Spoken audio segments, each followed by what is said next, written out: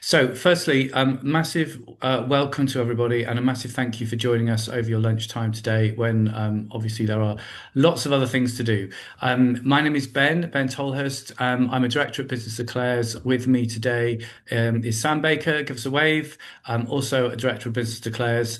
Vaishnavi, who is just struggling with some tech at the minute, and maybe a couple of other volunteers if you want to give us a wave as well. Um, Today's topic I'm going to touch on in a second, the green handprint at work. But just before I get into that, Barbara, if you'd just like to scroll down one, I just want to say just a few words about Business Declares. Um, I don't know how many people have come across Business Declares, but if I could just give you a real quick background. So we are a free to join business network. We have around 140 members. Companies like Cafe Direct, Suma, Olio, Riverford Organics, Triodos Bank, lots of B Corps and lots of small businesses as well. We essentially do three things. I suppose our purpose at the end of the day is to stretch the Overton window so that businesses take bolder action on their climate, ecological, and social justice plans. And the three things we do is around sharing transformational good practice. You can find these things on our resources page. We bring together discussions and forward thinking on important topics. Today is one such example, but we also have similar examples with boards of companies. We are now speaking more and more to universities as guest lecturers, and we also speak at public events. And then the third thing we do is we amplify direct action of other networks, people, for example, like Make My Money Matter, Stop Ecocide, and we also do our own campaigns. And I know many of you may have come across or taken part in things like the Queue for Climate and Nature. And ultimately, businesses who join us, we ask that they sign up to our manifesto, which we will put in the chat in a second, as well as doing the usual measurements around carbon and nature and social justice. And I think people choose to join us predominantly because they believe in our manifesto and they want to galvanize the voice of business leaders calling for change. So that's really what Business Declares is about.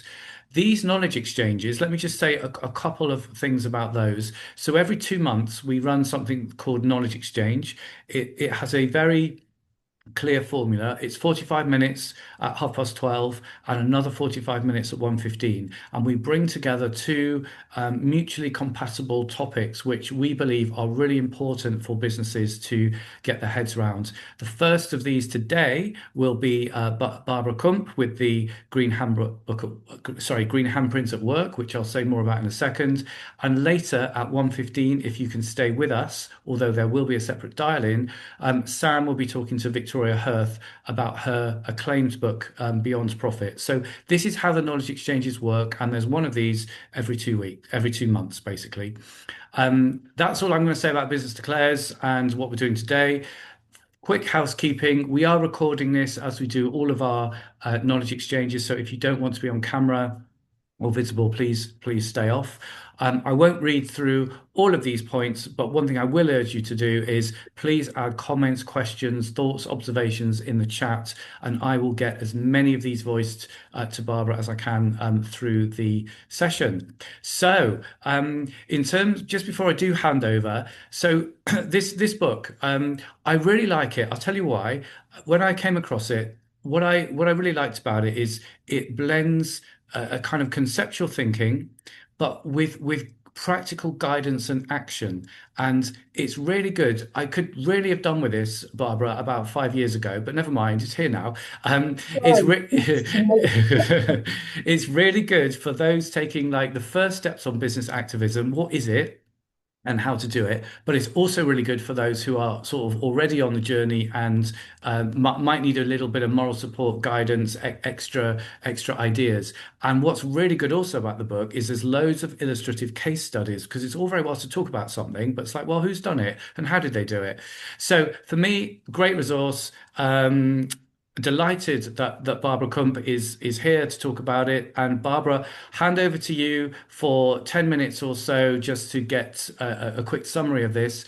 Everybody, please do put any questions, comments in the chat, and then we'll move into a Q&A session around about sort of 12:45-ish, and we'll take it from there. So Barbara, over to you.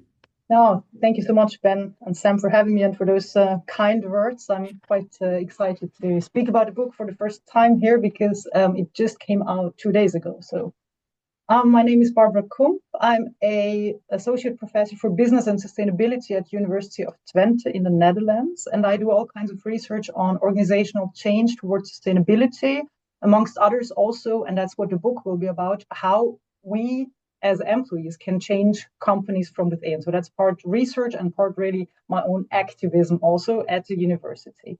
I have written this book over the past couple of years together with Babette Brinkmann, who unfortunately cannot be with us today. She sends her regards, so you'll have to do with me. And I would like to start this brief overview of the book with a story about myself, so how I came to all of this. And this is me in 1984 in Graz, in Austria. It's a suburb of Graz, not a suburb of Graz, but a periphery, at the periphery, in the garden of my grandmother, who lived next to our house. And I, as you can see on the photo, I mean, the dressing, the clothes, they dressed us up like this at Easter, so that was not my normal way of dressing. But you can see in the background, there were chickens, there were all kinds of plants, vegetables, fruits, flowers, and so forth. I really grew up close to nature, and that was always very dear to my heart as a child. And it also stayed with me as I grew up. So I really was environmentally conscious in my private life. I cared about what I eat, about how I would travel, the clothes I wore, and so forth. So that was really an important part of who I was as a private person. But at in my work as a business researcher, I was studying organizational change processes. I was working with companies that polluted to make them maybe more efficient even, and all these things. And around 2019, I started to realize that I had really not connected my work life with my private values, or what I felt back then was private. And I really started to ask myself, so how could I overlook that? How could I overlook my own work when looking at my environmental impact? And back then, I made a decision and said either I can find a way to dedicate my work to environmental sustainability, or I will quit my job in academia and look for a better way to do that. And today, I would say that 90% of my research and teaching is really dedicated to making a contribution to sustainability. So I'm quite happy with how that unfolded. And the book is part of that journey and part of that process. So my research, as I said, in my work is mostly on organizational processes, and that's not something new for you here probably, but most environmental harm happens in business organizations or in the context of business organizations. If we speak of emissions, wastewater, deforestation and stuff like that, these are things that are done by businesses, and not because businesses are necessarily bad, so that's not the message here, but it's the site where these things happen. So the idea is, if we want to be more sustainable, really businesses have to be more sustainable. And nevertheless, when I speak to people who are not the CEOs of large businesses, but are employees, sometimes even leaders, they still think of their own footprint as the most important area where they can make change, like myself. I was still focusing on my own traveling, on my own food, on my own clothes. And all of us know what we can do in our private lives. For example, by changing our light bulbs, we can have a low impact on our carbon footprint. And if we eat a plant-based diet, we can have a higher impact. And if we have one child less, we can have a very high impact on reducing our carbon footprint. So we all know that. But when it comes to businesses, then people often think, okay, there is not much I can do. Managers have to change, policymakers have to change. I really have no role to play in all of this. And what we wanted to do with the book is to really change that message, because it's not true. And we basically have three takeaway messages. And the first is, your handprint matters. It is, of course, about your footprint. So it is about the way we dress, the way we eat, the way we travel, and so forth. But what is at least as important, and as we would argue, probably even more important, the contribution you can make to sustainability through decisions and actions at your workplace and in your communities where you can make decisions. So it's not so much about the footprint you leave, but about the handprint you can leave by making different choices in your areas of influence. And this is extremely relevant because also if we think of the sustainability initiatives or the commitments companies make, like Ben described before, they are not always, and I would even say usually not driven by managers in the first place, but often it's really employees and middle managers who champion those issues internally, and senior leadership at one point adopts it, legitimizes it, and then scales the idea after internal momentum has formed. But employees have a really strong role in building that internal momentum. So the second related message is that you can make a change from wherever you are. So we have talked to many people when working on the book. We have spoken to project managers, paralegals, engineers, human resource people, all of whom really had very inspiring stories of how they initiated changes, some smaller, but some really large changes in their companies.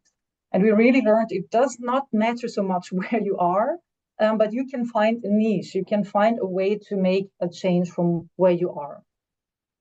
And the third message is really about acting. And that's also why we, after long considerations, finally decided to stay with the term employee activism, because really this highlights that we need to get active in order to make a change. And much of this work is to lay the invisible groundwork. So both Babette and I are really big Rebecca Solnit fans, and she has in her book Hope in the Dark this beautiful quote on mushrooming. So it's really, if you go to the forest and mushrooms grow, it seems that they come out of nowhere, but that's not the case. It really requires a lot of preparation, spreading ideas, building networks in the underground, so that when the rain comes, one day the mushrooms can appear. And that is really a big part of the work of this employee activism, building networks, sharing ideas, and working towards something that can grow when the time is right. And in the book, we give a lot. We try to be really comprehensive, a lot of ideas of what you can do in order to change your company from within, next to building that network. So we dedicate a lot of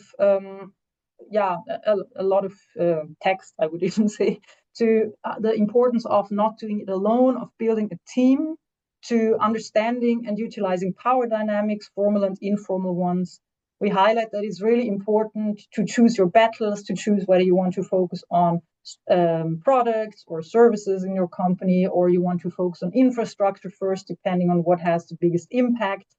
We highlight that it's relevant to be strategic and show some examples of how that could look like, for example, by linking it to your company's strategy, and also encourage you to be entrepreneurial by seizing opportunities, but also creating opportunities yourself. Importantly, we dedicate a whole chapter on how to persuade decision makers. So, because at one point you will have to convince others to follow your ideas and to make the final decisions. And we discuss how to expand your influence, either by growing your movement within your company, but also by increasing the pressure, if you're up for that, for example, by organizing a walkout or something like that. But that's not the main part of the book.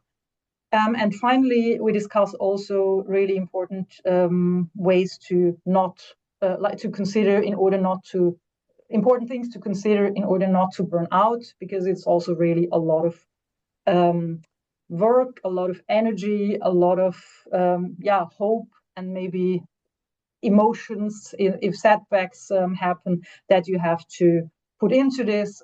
So that's really important to keep your energy at a high level.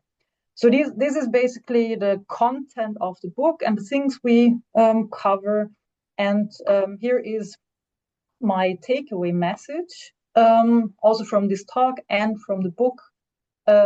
We believe that our handprints really matters more than our footprint. We can make a change from wherever we are, especially in the organizations and communities that we are part of. And I'd like to end with also the last sentence of the book.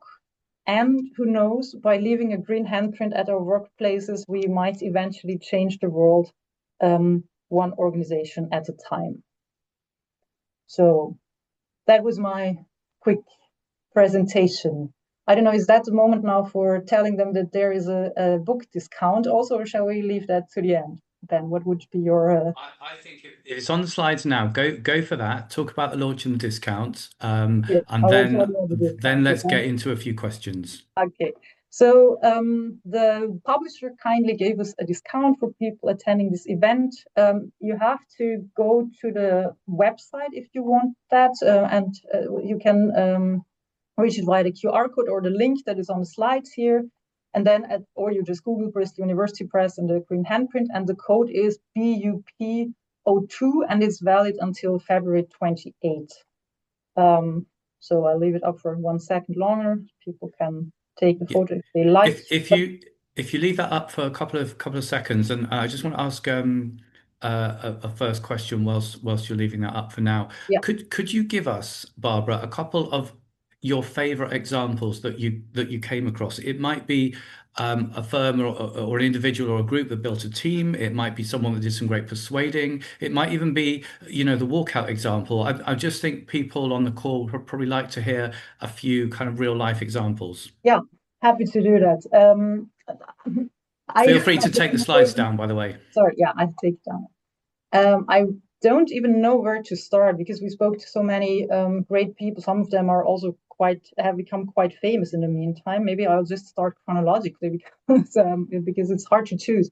So I think the first person I spoke to was Zoe Samuel from Google back. So she had left Google already back then, but she really worked at Google where they had this big community of using Google applications and services to create environmentally friendly things. So they really convinced Google management to be able to use Google software for example, for finding the most efficient spots for sunroofs in order to increase energy efficiency. And they were very successful, and that was a huge project. And Google was very open to that. So that was one example where I thought, okay, that sounds like a win-win situation.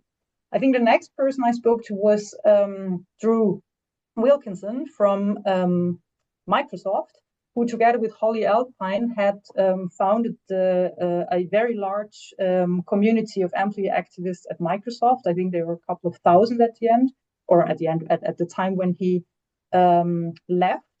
And they started with improving the sustainability of their canteen. Drew also told us that she always would recommend people to go for trash, because trash is something that is in people's face, that is something that is rather easy to sell to managers. So it's the gateway drug, as he called it.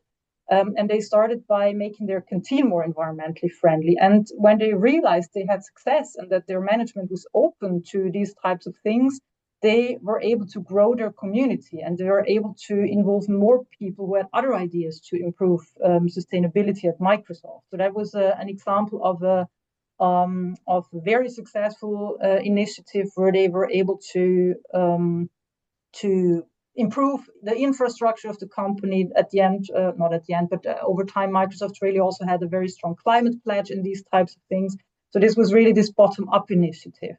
And then on the other end of the spectrum, we also spoke to Maren Costa from Amazon, who tried in a friendly way at the beginning, but then very quickly realized for herself that if she was going to ask the management nicely, they would not follow her suggestions, and who then very soon became more, had more stronger measures, and together with some other colleagues really organized a big walkout. And the pressure of that walkout pushed Amazon to make a climate pledge and to really make some sustainability commitments. But they always had the more, let's say, radical approach, the more antagonistic way of employee activism. So we talked to many of these people who became then quite known for their activism, but also to many other people. Like we begin the book, I think, with the example of a student employee who just slipped in some sustainability slides in all the slide decks he had to make. And sometimes these slides stayed in, and so he could spread his sustainability message in those slides and stuff like that. So we have from very big to very small examples of things that people can do at their workplace. Sorry for the very long answer. Thank you, Barbara. I love the sort of juxtaposition of the safe stuff and then the non-safe stuff and then the slightly under the radar slipping the slides in. And it reminded me of someone I spoke to whose company wasn't talking about Gaza and she just wore a watermelon badge to meetings, literally a small little badge, and it started to change the dialogue Yeah. and get people talking. There are some questions coming in, and I just want to say ask one quick thing, and then I'll go to the questions. The word activism, right? A lot of people take exception to the word activism, and particularly in the UK, the press have created this myth around the word activism that it's a load of people with pink hair and I don't know nose rings and whatever who go and glue themselves to windows and are generally disruptive. And when I was in the corporate world, if you mention the word activist, that's what the corporate world would conjure up and would just run a mile from. Do you, and I'd be interested in other people's views on this as well, but did you see, Barbara, a more, a less kind of austere view of the word and something, because activism just means like doing something at the end of the day. How do you feel the word activism is being perceived in the corporate worlds that you've intervened in? Yeah, I think it's quite provocative, to be honest. And we Okay. thought we were struggling with the term for a very long time, and we were moving back and forth. And in academia, I think the most common term these days is insider social change agent. And we really did not want that term for the book, not because it's a bad term, but because it's really not catchy. So we were really struggling with that term and finally decided to stick with it, despite those challenges Okay. that you mentioned. So we have certainly encountered them. So many people said, "Oh, I'm not an activist." And when we explained to them when we mean what we mean by the term activism, then they said, "Yeah, maybe I'm an activist," and they started to wear it more proudly. But certainly, it's a title that is a bit provocative. Yeah. And yeah, I think we just decided to do so. But I would also love to hear other people's opinions on that. But just to before that, maybe we stuck with it because not just because it's catchy, but also because it really expresses this being active. Yeah. And our idea with the book is really that people are then at the end proud to call themselves employee activists. Yeah. So that would be our hope. But I'm very happy to hear from others as well. Okay, cool. If people feel so minded, please put in the chat any views that you have about the word activism and how it goes down in your world. Um, Want to come on to questions. I wonder whether those asking them would be happy to come off come off mute and ask the question yourself. I was going to start with Rachel Dagger. If you're happy to, Rachel, rather than everyone having to listen to me all the time, and you wanted to come off mute, I'll just give you 2 seconds if you do. Oh, hello. Just Hello. when Hi. trying to turn my camera back on. Hi, everyone. Hi. Um, Thank you for that. It was really interesting to hear about finding some of the book. My question was, I'm just intrigued to know what your perspective is on the ongoing employee engagement with sustainability employee resource groups. Experience has led me to see that there's like an initial rush and there's initial interest in getting involved and playing an activist role. But then as time goes on, that engagement, there's competing priorities, and that engagement kind of fades. How to keep that momentum going to really push forward that message? Mm-hmm. So if I understand your question correctly, is about if you are in such a group and there are some people that are losing interest, or if you yourself realize that you're losing interest or that it's the priorities are shifting a bit, is that it? Yeah. How do we keep momentum up? How do we keep going when we've got so many, especially in a corporate setting, there's so many Yeah, competing priorities, and this is usually a volunteer position as well. So it's usually somebody is doing this because they are passionate about yeah. I mean, sustainability and they want yeah. to contribute. Yeah, I mean, what's really important is to have small, at least small, but ideally also larger, but successes, right? So to really have wins, to choose your goals in a way that you can also see some progress. Because if you only have setbacks and nothing happens, then certainly that is very demotivating. So I think if I would recommend it to a group working on that, I would really say plan for wins along the way and try to make the steps as small as needed in order to have those wins from time to time, in order to really feel rewarded and motivated. Other than that, I would say it's certainly a matter of personal motivation also. As if the topic is very important for you, then I think then you will have to find a way to prioritize. And I know how difficult that is next to everything. And to but if you work in a team, that also helps. That we would recommend above all that nobody does this alone, but you really build a team who can then also team members can motivate each other. Team members can take over, for example, when one person is taking a break for one. So if you're a larger group, then you don't have to do it all by yourself, and that can also be very motivating. So I think I would say make it enough people that can really keep going, and choose the steps as small as necessary, but as big as possible, of course, to have wins and successes along the way in order not to lose motivation. I don't know if that is helpful. Thank you. Yeah. Thanks, Rachel. Thanks, Barbara. I just want to push on with as many questions as we can get. Angela, if you're happy to speak, over to you. Yeah, I think it sort of builds on Rachel's question. I think that was a great answer, actually, Barbara. But it's about, what are those steps that you recommend to help people avoiding burnout in doing that work? The steps to avoiding burnout, or the steps that are small enough to make progress? I think these are, they are probably related. Well, steps to avoid burnout is really to also be aware that you will not be able to solve this problem alone, right?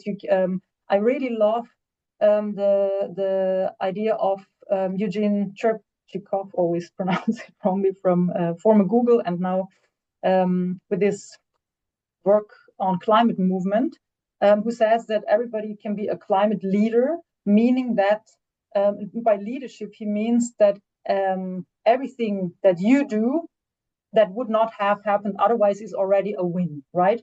So I think this attitude that whatever we do that would not have happened without us is already great, but that also should free us from this necessity to solve it all, right? To do it all on our own. So really to try to do things, but be aware that you will not be able to solve it all on your own. That is really important to prevent burnout.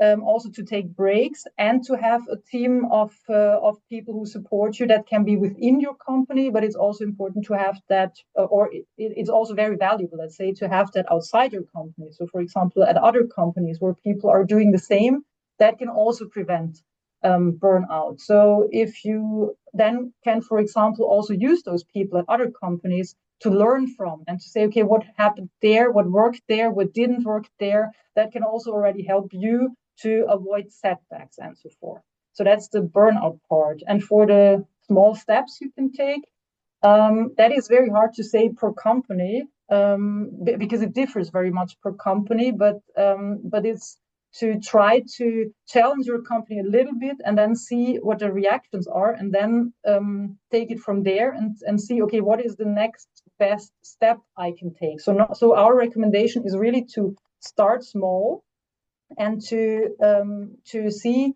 what the reaction of the company is. So not to try the biggest thing first, but treat every step you take as a test balloon, and then based on the reaction, either double down on it, or pivot a little bit and do something slightly different in order to see if you can tackle it there, and then grow it slowly, and always work a bit against the resistance, but not too hard. So find a sweet spot of challenging your company, but not overwhelming it if possible, right? So but that's a bit generic, but it really depends on the company what that means. I hope that was somehow useful. Thank you, maybe I don't know. Thanks, Barbara. Yeah, the support networks and the pushing the boundaries, particularly interesting, I think. Michelle, I think yours was more of an observation than a question, but since you have written in the chat, do you want to voice anything?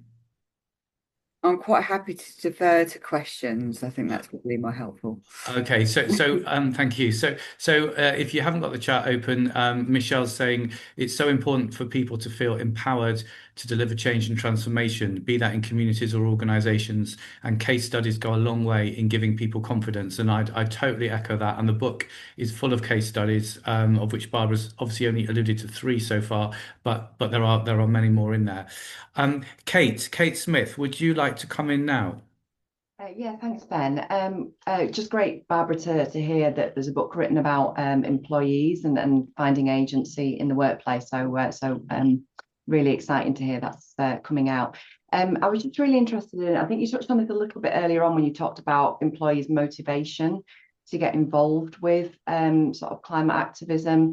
But I just wondered if there was any correlation that you'd found in any of the research or conversations that you'd had around values and people's personal values in the workplace, and whether that has any impact on their desire to get involved in more about the environment. Yeah. I mean, we don't have that in a book, but I'm currently working together with Katrin Heucher, my colleague, on research on climate quitting, and I think I can talk a little bit about that because that's very closely related. So what we see is that people often come to organizations. Some have already are already aware of their values or what they want in environmental context, but others just end up in organizations for career reasons and so forth. And what we find is that along the way, they get confronted with environmental problems like, I don't know, climate crisis. Some read Greta Thunberg's climate book, some listen to Extinction Rebellion talking about these things. Some others just observe nature and see how things are changing. So that's normally how they get aware of these things, even if they were not aware before. And then at one point, they start connecting the dots and saying, okay, my company is not exactly doing something about that. And in the worst case, even does harm related to that. So that's the second realization that people have. And related to that, or in parallel, we find that then they realize this is really something I don't want. This is really something that goes against my values. And even if they were not very environmentally conscious or had that concern early on, at this point when they realize that they are working for a company and that they are contributing to something like that, environmental harm, then they realize what their values are and they start to do things. And then at this point, what we also find is that the degree of dissonance really then decides basically, and the degree of hope. So how strong is that dissonance, that unpleasant feeling of I am contributing to something, and how strong is my hope that I can change something? And in companies where they feel hope, there they start to do things. So there they start to initiate changes. And often these are companies that encourage employee engagement, that support proactiveness. That is not a coincidence that much of this happens in big tech companies, because they often have the culture of really, challenging people to bring their ideas and stuff like that. So it is really about this clash of personal values and company practices that, at one point leads to people realizing either I do something about this or I can't be part of it anymore. So that is what we observe in this context. And also I see somewhere here Fabien Etel, who studies life after oil and people who leave fossil fuel businesses for exactly that reason. So I think he could confirm that if he's still here. I don't know. I am, and absolutely. And I mean, if I may. Yes, please. I think I was next in the chat for a question, anyways. Fabian. So I mean, yeah, absolutely. It's just, everything you said just resonates so much with my own research and what I've just what I'm already written on and in the process of and still researching. But and it's lovely to see you, Barbara, and I look forward to reading the book. I've just ordered it, so I very much look forward to reading it. And I did wonder, you've talked about climate quitting already, and so based on that and obviously my own research, I was wondering about the limitations to that change from within, but more broadly, perhaps just wondered whether within the book you're making distinctions between types of organizations, either sizes of industries, within a large Yeah, organization in fossil fuels versus a more sort of local small organization that has maybe a more purposeful activity. yeah, that's one thing we really discussed a lot, but then we decided not to put it in the book because we didn't find that pattern. So there is no real way to say, okay, there it's going to work and there it's not going to work. So I don't think it's very industry specific. Of course, the more polluting industries with whose business, like when the business models depend really on extraction and pollution, it's very hard to change them. So that is usually where you can also achieve only so much, and at one point you'll have to say, okay, that's all we can do here. But overall, based on the other data we have now, it seems really to be linked most to people's sense of hope that they can make a change and the degree of dissonance they feel. So if you really feel, okay, I have tried everything that I could here, then they are going to leave. And of course, that is related to the type of industry. But yeah, it has much more to do with the company's openness to change, I would say. That's what we observe. Just picking up that point, and I won't bore you with my personal journey, but it's certainly one where Go ahead. I did some change. It wasn't really working, and I ended up having to quit my job because I just felt the dissonance between trying to bring my whole self to work, I just couldn't, and the uncomfortableness of that just got more and more amplified. And yeah, I was in a privileged position to be able to make that decision, I know, but it caused me to do so. Yeah, George has got a good point that she raises around some business cultures. The proactive nature of the word can be appealing. I think so too, because there's so much vanilla language in businesses, isn't there? And like activism, we're going to get up and we're going to do something. And I think it's Trin who makes the point that always remember it's not my responsibility to save the world. Going back to Angela's question on burnout, we cannot take all of this on our shoulders. It is not our responsibility to do everything. I will come to Will, but just before I do that, Sam Baker, you had a question right at the beginning. Are you able to come off mic and voice that? Yeah, sure. It was really, Barbara, I suppose the optimistic note you struck about, the change that can happen and possibly all those changes aggregate to make a huge difference. And I suppose my question is really, is it enough? Is it quick enough, soon enough, of a sufficient magnitude? Doesn't it require a level of coordination that we can't even sort of contemplate to actually challenge this, hegemonic system that we face at the moment? So I guess that was my question, Barbara. Yeah, that's an important one.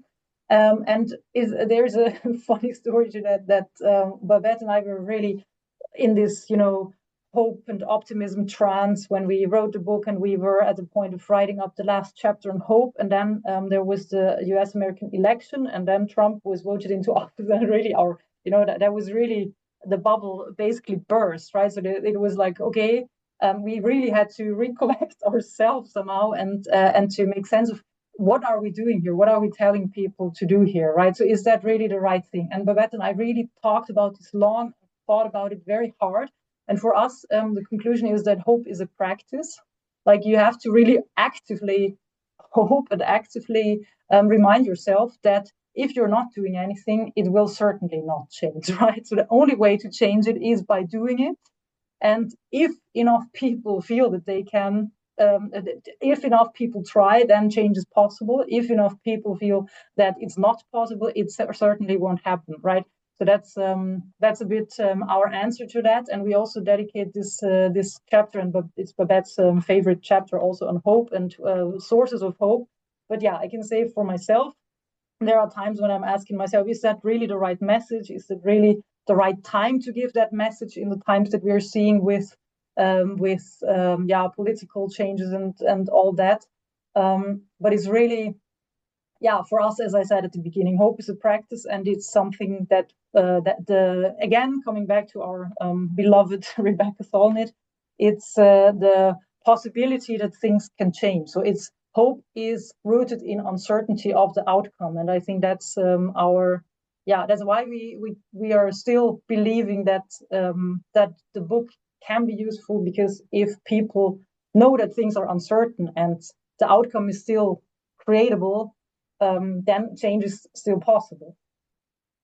Yeah, thank you. It Thanks. reminds me of there was a quote in Jem Bendel's Breaking Together. Something Yeah. I won't be able to remember it unless you can, Barbara. But it was something around, we act not because we necessarily believe we can make the outcomes work, but we act because we have values and it's the right thing to do. So it's value-based acting rather than outcome certainty acting, which for me was like a really big one. And as you've said earlier, if you don't act, then you sure as hell know nothing necessarily as good is going to come of it. So you've got no choice, but you're compelled on to act, and that's kind of what drives us on at Business Declares. Right, we have literally a couple of minutes left. Will, if you want to come in, you've made a lot of points, observations. You've got a question in there. If you have something very brief that you want to put to Barbara or share with the group, go for it. But we do need to finish bang on 1:15 or a few seconds earlier. And Sam Baker, if you want to put the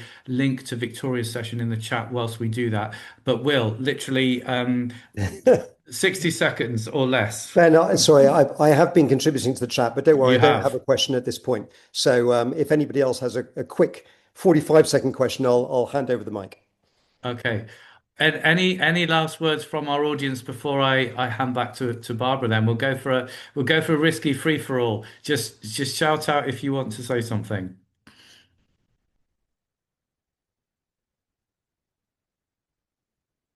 Okay. In that case, what I would like to do is, Barbara, just what do you want to leave the audience with? You talked about your 3 takeaway messages, and I know we've got those, and it may just be those, but when people leave the room today, what are they going to think, feel, or do differently from when they stepped into the room 43 minutes ago?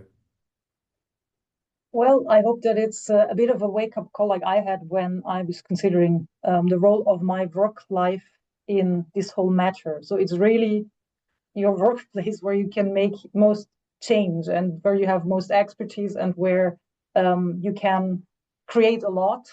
And that's really an important side of action. And I would really encourage everybody to reflect on that. And if they feel called to it, then really use that power and become a change leader in Eugene Cherpiko's sense. Thank you so much for listening. And maybe can I have a little advertising that everyone who's in London, we have a book launch on the 12th. Sam Baker will also be there. You find it on Eventbrite, and you can also write me an email if you like to know more about that. So yeah, book launch on the 12th. You've got the code for organizing the book. We're going to go straight into another fantastic session with